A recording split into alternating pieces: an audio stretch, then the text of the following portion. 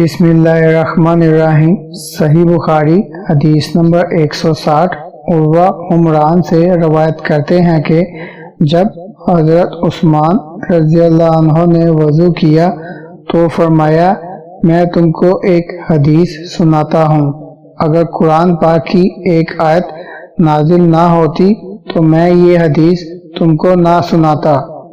मैंने रसूलुल्लाह सल्लल्लाहु अलैहि वसल्लम से सुना है कि आप सल्लल्लाहु अलैहि वसल्लम फरमाते थे कि जब भी कोई शख्स अच्छी तरह वज़ू करता है और खुलूस के साथ नमाज पढ़ता है तो उसके एक नमाज से दूसरी नमाज के पढ़ने तक के गुनाह माफ़ कर दिए जाते हैं।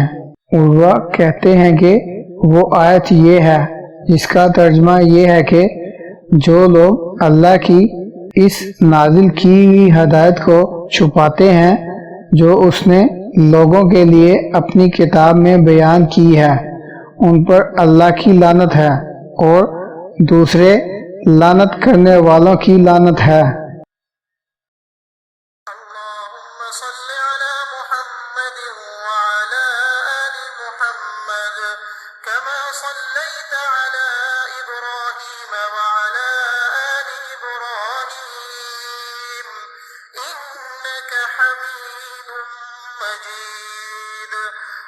اللهم बारिक अला मुहम्मद व अला आलि मुहम्मद कमा बारकत अला इब्राहीम व अला आलि इब्राहीम इन्नका हमीदुम मजीद।